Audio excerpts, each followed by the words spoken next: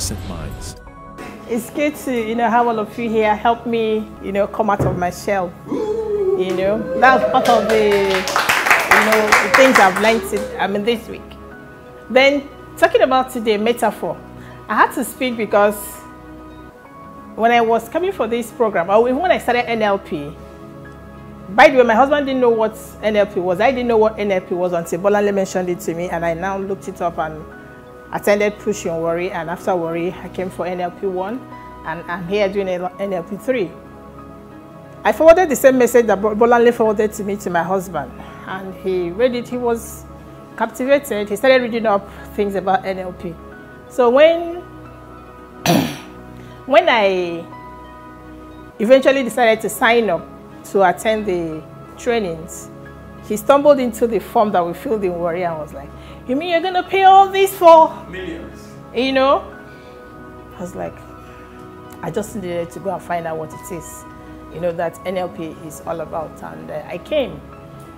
It was awesome because I was actually struggling with my life since 2003 when I stopped working in the bank. Banking was my life. Banking was my life. When you wake up, you love what you are doing.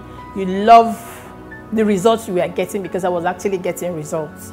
You love everything about what you were doing, and all of a sudden the whole thing just stops. Bam. You didn't plan it, unlike Omoti, right? And at that point, I felt that my life has ended. I couldn't come out of myself. I couldn't do anything.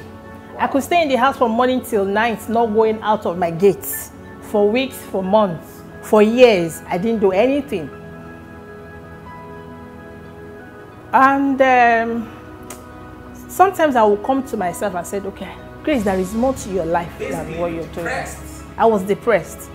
Grace, there is more to your life. You can't just be like this 1 year, 2 years, 3 years, 4 years, and you're just, counting days, counting minutes, counting hours.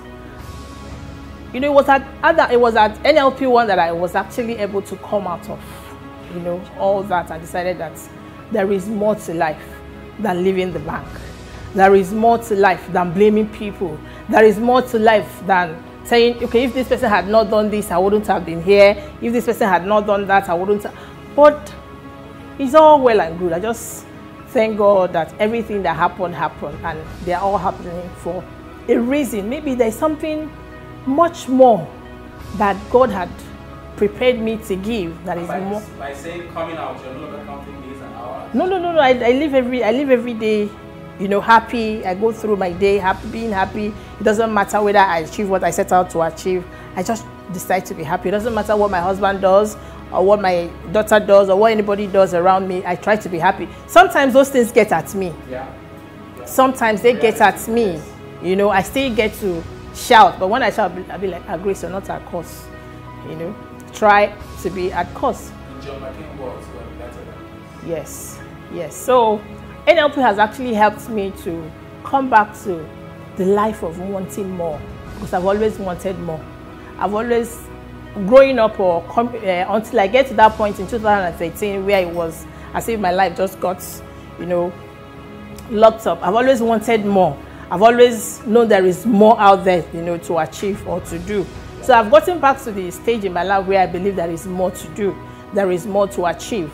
There are lives to be impacted. Yeah. Now, NLP 3, even from NLP 1, I knew I probably would not come for NLP 2. I'll come for NLP 3 first. Because you don't know what NLP 2 is. That was my decision. So that's why I came for this NLP. Even sitting down here from Monday till now, it's just been, okay, absorbing. And then when I was also sharing, each time I go home, my husband will call me, how did it go today? We'll share, I'll tell him, the experiences I've had for that day. One of the things he told me was, let them teach you storytelling. Let them teach you. And one thing about my husband is that he has a picture of maybe what he wants for his wife. And part of what I'm doing here is actually some of the things he wants for me.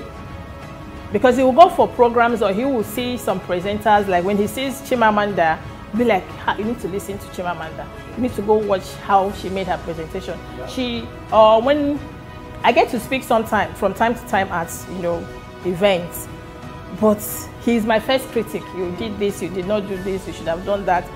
Then he has created a picture.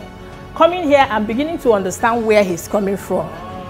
You know, some of the things he has researched, some of the things he has read. Yes, that's what I'm going to do, to go back and affirm him and say, yes, those things you used to tell me, they're actually true. This is this, this is this, this is this.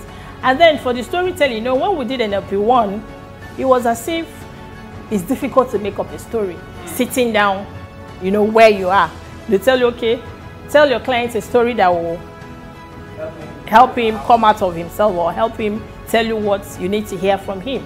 Then it was like, wow, how do you tell this story, or how do you? But, you know, when we did the little exercise we did in class, I was able to, listening to Queen Mother, I was able to pick up a story, her story, and use it to also make up my own story that I told. I also pass the message to my audience. So it's really been awesome.